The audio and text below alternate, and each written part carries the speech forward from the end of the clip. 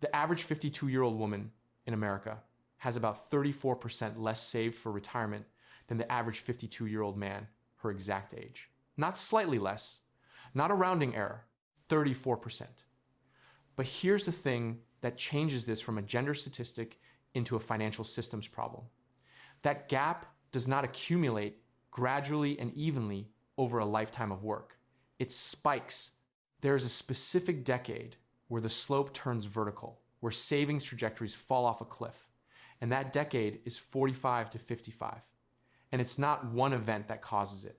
It's 4 interlocking traps that activate in sequence, each making the next one more expensive. And the financial planning industry, through incentive structure, not malice, is almost perfectly designed to miss all 4 of them.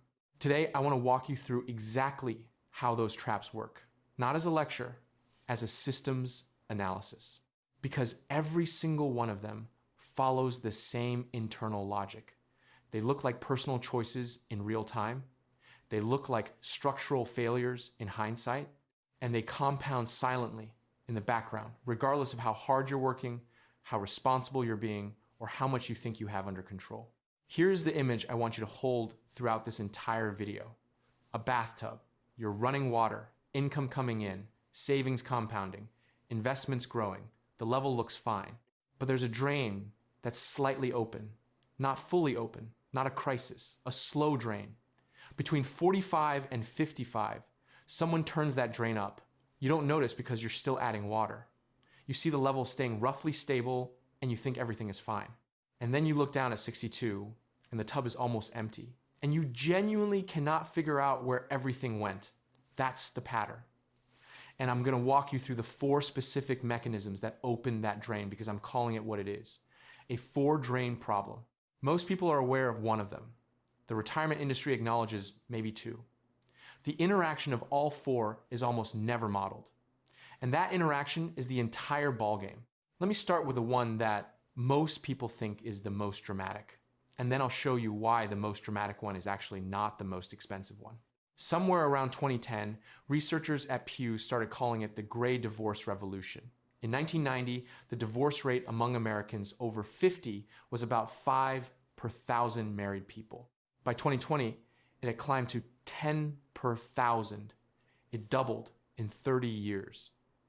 And the rate has not stopped climbing. About 1 in 4 divorces in the United States now involves at least one spouse who is 50 or older. This is relatively recent. And the financial machinery of divorce, the attorneys, the mediators, the settlement conventions has not caught up with what it actually does to retirement math when it happens in this specific decade. There was a woman, I'll call her Carol, who spent 23 years in a marriage where her husband made significantly more money. She worked part-time for several years while the kids were young, went back full-time at 47, and by 51, she and her husband had built what looked like a solid financial position. A house worth $420,000. A 401k in his name worth $380,000. 2 attorneys. A mediated settlement. Carol got the house. Her husband got the retirement accounts. Both lawyers agreed this was roughly equal. On paper, she got more. In practice, she got wrecked. The 401k that her husband received would compound at a conservative 6% annual return to approximately $1,100,000 by age 65. Tax deferred the entire time. Carol's house does not compound. It costs her property tax, insurance, maintenance, and eventually a realtor's commission when she sells it. In the 4 years following the divorce, while her children finished high school, the house appreciated modestly, but required nearly $60,000 in structural repairs. Meanwhile, the retirement account she didn't take was running compound interest in the background like a machine she wasn't attached to anymore. And that is before the Social Security math. Because Carol and her husband were married for more than 10 years, she is entitled under current Social Security Administration rules to claim up to 50% of his Social Security benefit if it exceeds her own. This entitlement survives divorce as long as she doesn't remarry. Her divorce attorney was excellent at divorce law. He was not a financial planner. This was never mentioned. And because it wasn't mentioned, it wasn't factored into the settlement negotiation. The value she was leaving on the table was not small. At his projected benefit level, the difference between claiming her own record and claiming 50% of his was potentially over $200 per month for the rest of her life. Over 23 years of expected benefit collection, that is approximately $55,200. Carol didn't lose $55,000 in a bad trade. She just didn't collect it. The slow drain ran in silence. Now, there's a specific psychological mechanism at work in gray divorce negotiations that makes the financial mistakes almost predictable. Economists at the Boston College Center for Retirement Research documented that women who divorce after 50 experience a median decline of 41% in household income within 2 years. For men in the same situation, the number is 23%. The gap is not solely because men earned more inside the marriage, it's because of who paid attention to the money. In marriages with meaningful income disparity, there tends to be a quiet division of cognitive labor. One partner manages the finances, one partner manages the household.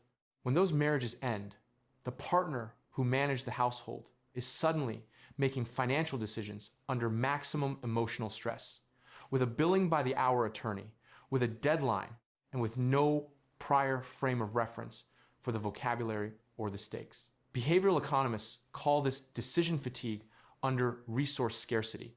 When cognitive bandwidth is overwhelmed by emotional load, the brain defaults to the most familiar anchor. In an asset negotiation, the most familiar anchor for someone who ran the household is the house.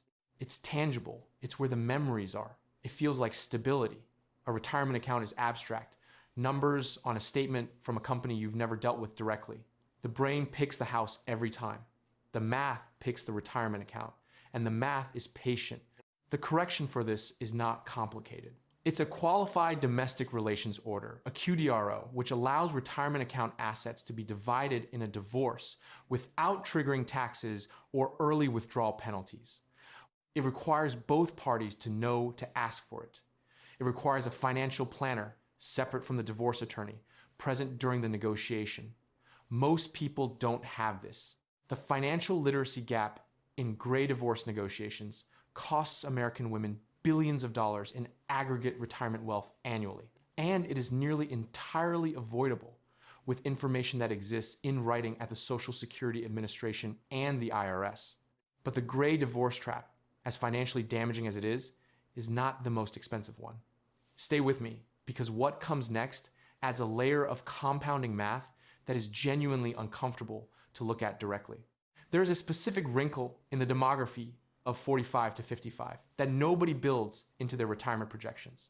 It is the decade of peak earning potential.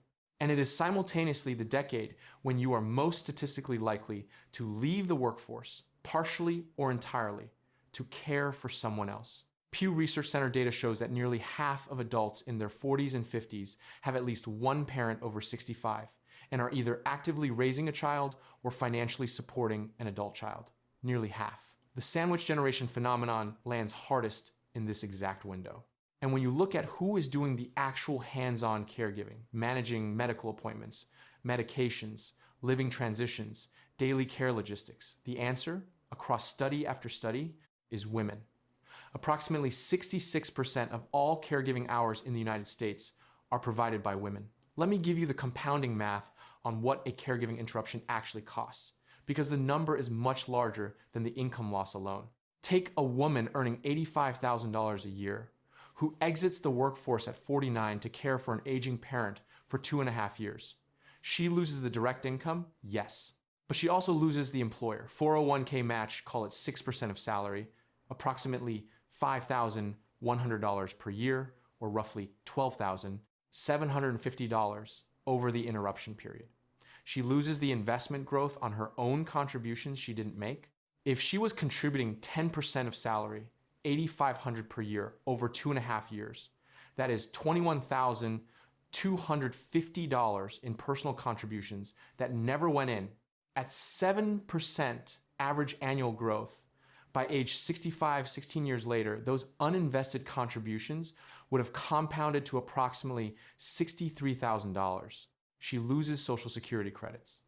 The SSA calculates your benefit on your highest 35 earning years. A gap year is recorded as a zero. Each zero in the calculation drags the lifetime average down.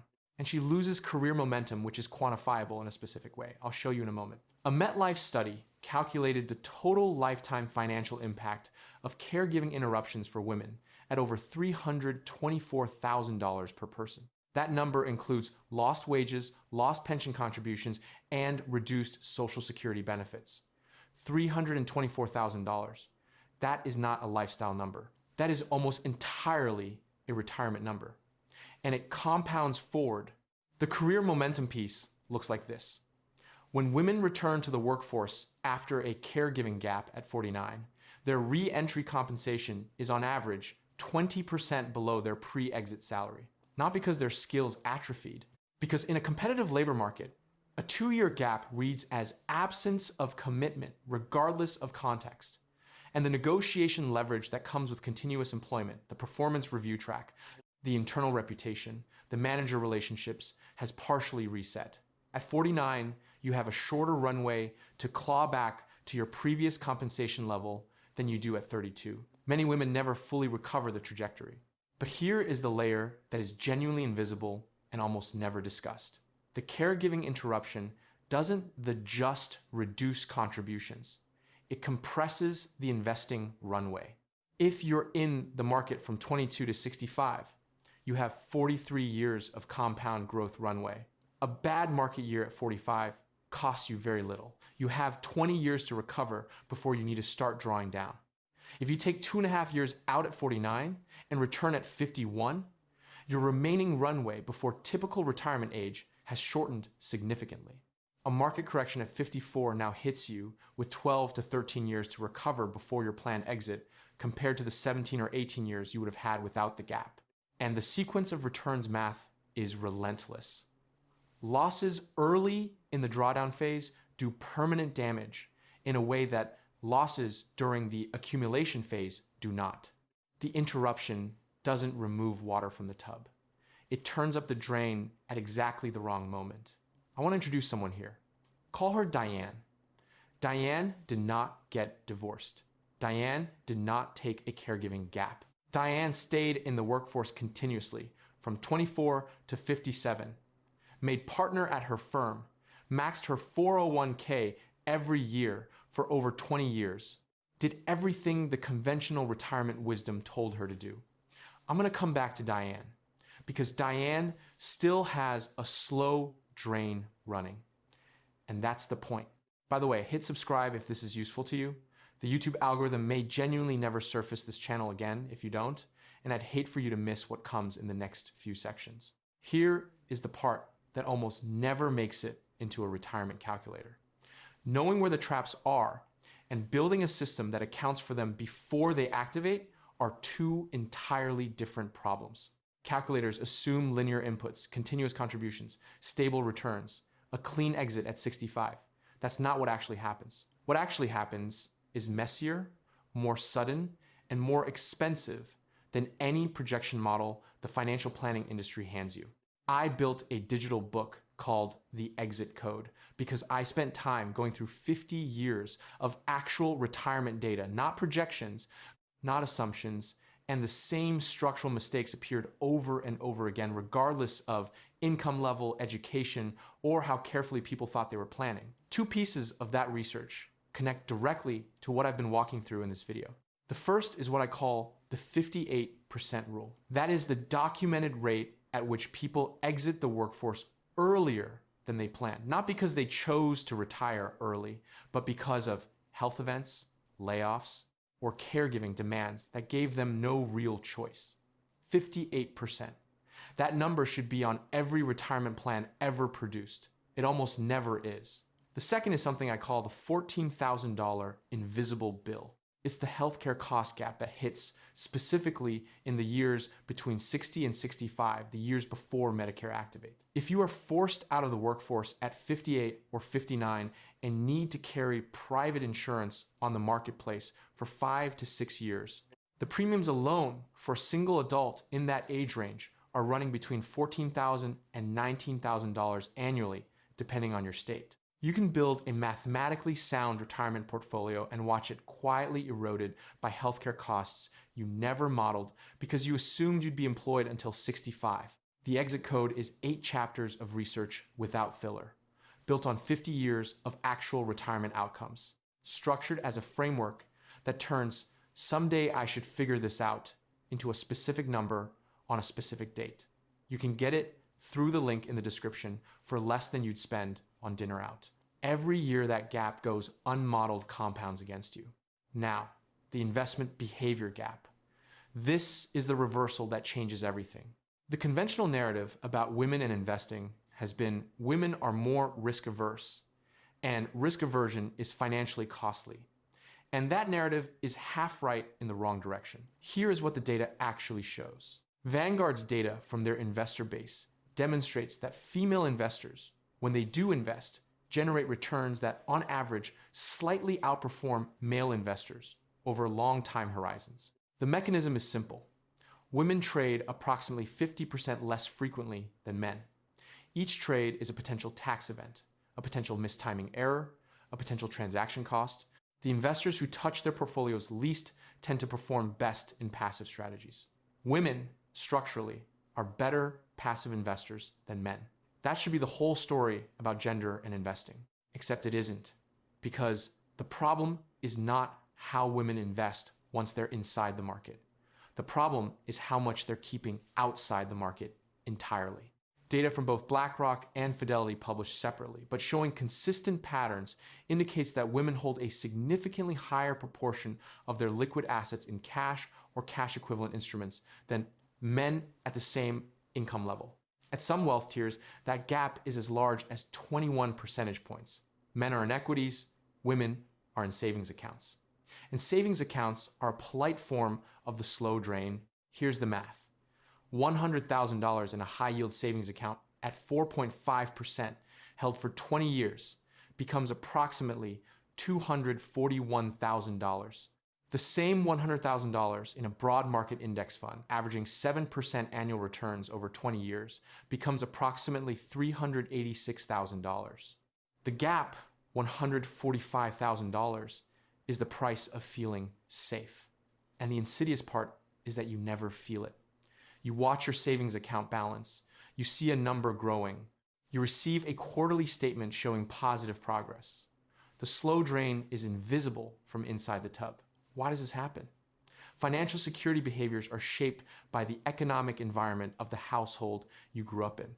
Women who experience financial instability, a parent's job loss, a divorce in the family, sustained economic unpredictability, develop a strong neurological preference for liquidity. Cash means access. Cash means control. Equities feel abstract, opaque, governed by forces outside yourself. When the world has taught you that external forces are unreliable, keeping money where you can see and reach it is not irrationality. It is a learned survival strategy.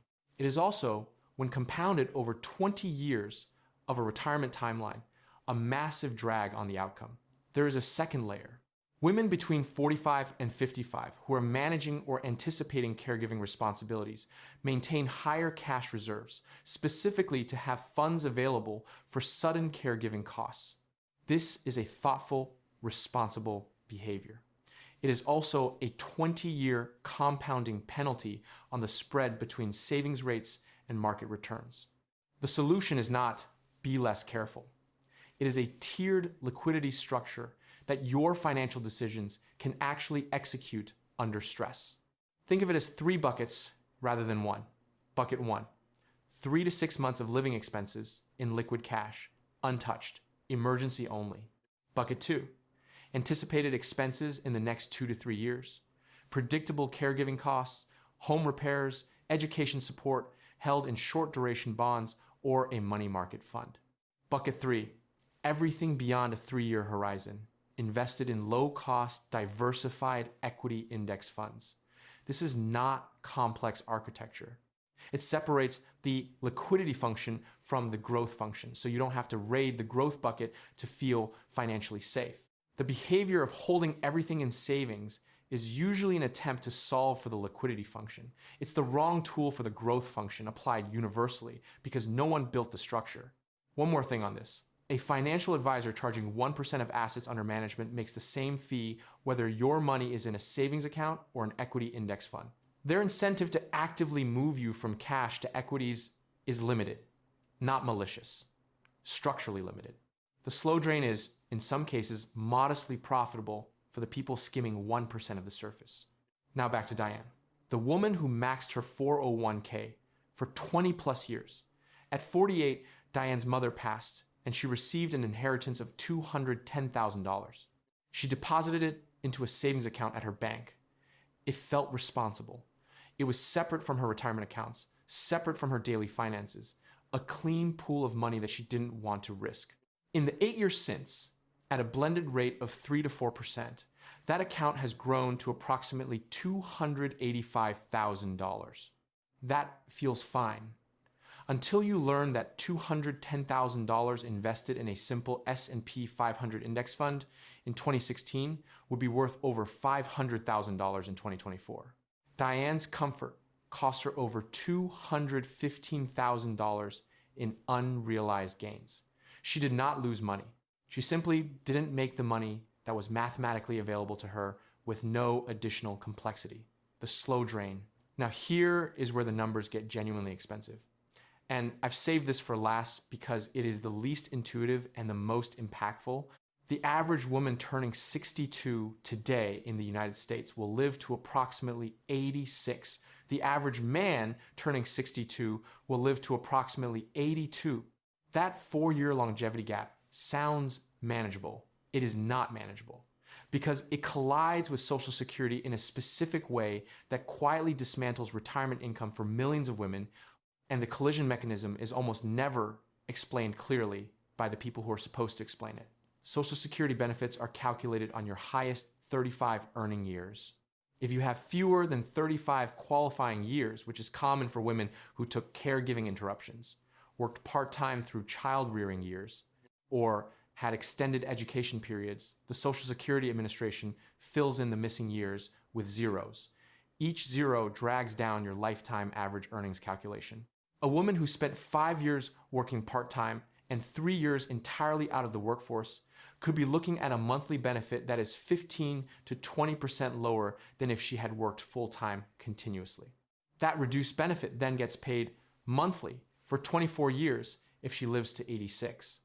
The compounding damage of that reduction over 2 decades is a real and very large number. Here is the break-even math on the claiming decision. If your full retirement benefit at 67 is $2,000 per month, and you claim at 62, your benefit is permanently reduced to approximately $1,400 per month, a 30% reduction locked in for life. If you delay to 70 instead of claiming at 67, your benefit grows by 8% per year for those 3 years, bringing you to approximately $2,480 per month. The break-even point on delaying from 67 to 70, the age at which the cumulative higher payments exceed the cumulative payments you missed by waiting, is somewhere around age 79. A woman with a life expectancy of 86 is almost certain to clear that break-even by 7 years. The delayed claiming strategy, purely on expected value math, is the right decision for most women in this demographic. Most of them don't make it. They claim early. And the reason is predictable. Financial advisors who frame the decision as risk of dying before you collect enough are using a framing that triggers loss aversion. Nobody wants to die having left money on the table. So they claim at 62 to guarantee they at least get something. The psychological pull of that framing is strong enough to override the expected value calculation for most people who haven't had it laid out mathematically. Claiming at 62 versus 70 on a benefit that would have been $2,480 per month at 70 means receiving $1,360 instead for the rest of your life. Over 24 years of expected benefit collection, that early claiming decision costs approximately $319,000 in lifetime benefits. There's a second hit that compounds on top of this. When a spouse dies, the surviving spouse's tax filing status changes from married filing jointly to single. This is called the widow's tax and is not discussed in most retirement planning conversations.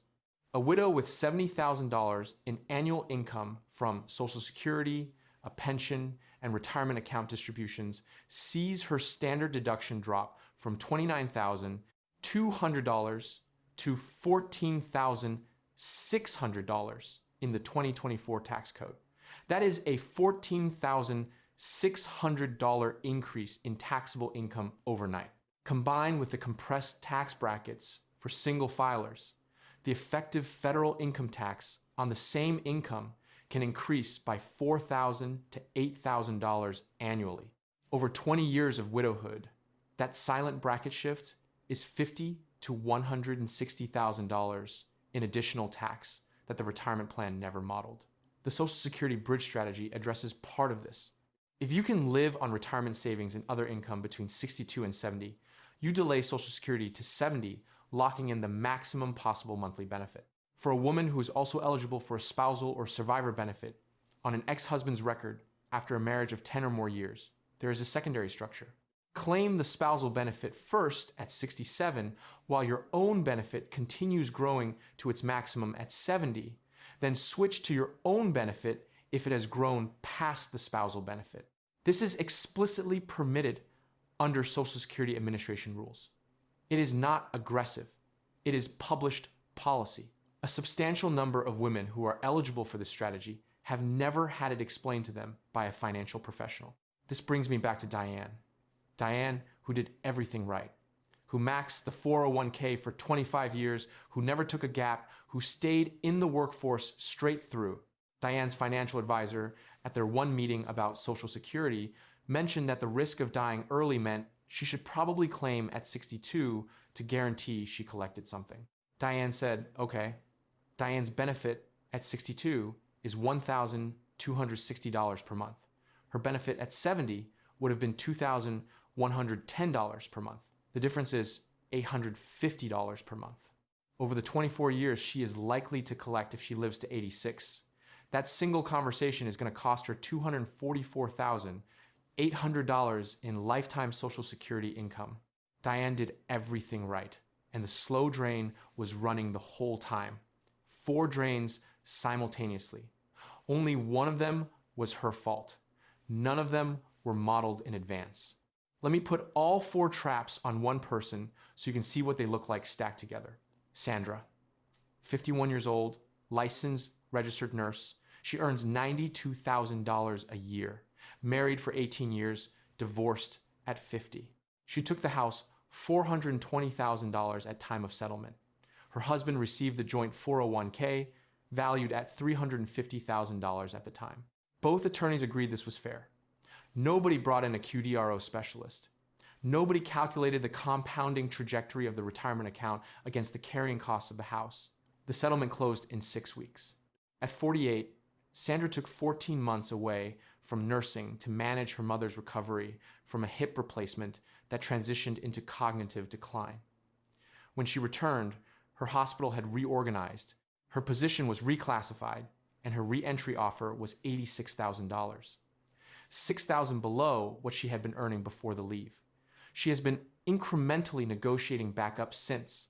Her current retirement savings, $114,000 in her own 401k, contributed inconsistently because of the leave, and because she spent over a year after returning to work paying down debt accumulated during the gap. She also carries $68,000 in a savings account at 3.7%. She holds it as a cushion against her father's anticipated care needs. He is 78, and she has watched what happened to her mother closely enough to know that the next call could come at any time. Sandra is 14 years from 65. At a 6% contribution rate on $89,000 her current salary and a 7% average annual market return, she will have approximately $278,000 in her 401k at 65. The house, if it appreciates to $520,000 by then, adds to the picture. But property tax, insurance, and maintenance between now and 65 will cost her conservatively $65,000. Net equity she can access, around $455,000 if she sells. Combined with her 401k, she is looking at approximately $733,000 in total assets at 65 before taxes on retirement account distributions. Her Social Security benefit at 67 is projected at approximately $1,580 per month. She plans to claim at 62 because she is done. She is tired.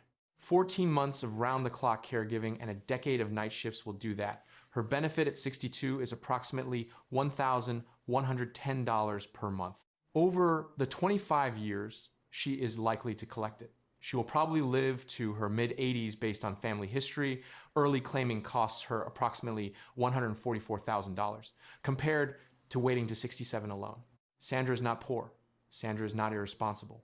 Sandra worked hard, sacrificed significantly, and made every decision with the people around her in mind. She is also 4 traps deep with no map inside a retirement system that was designed by people who modeled a continuous career, a stable marriage, and a clean exit at 65. Sandra's reality shared none of those 3 inputs. Sandra's financial advisor told her last year that she was doing well considering everything she'd been through. That's like a mechanic telling you your car is running great considering the oil hasn't been changed in 3 years. The bar was set underground and you're being congratulated for clearing it. The retirement planning industry did, at various points, produce materials specifically for women.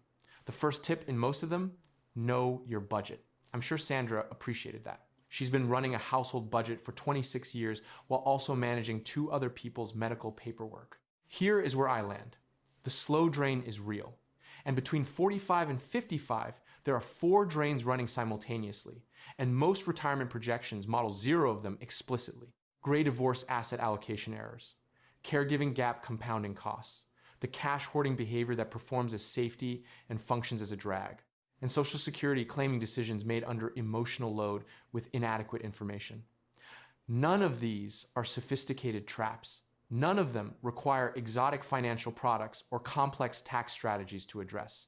They require specific information at the moment when decisions are being made, and that information is consistently unavailable from the people who are institutionally positioned to provide it. So 3 concrete things, not generic, specific to this.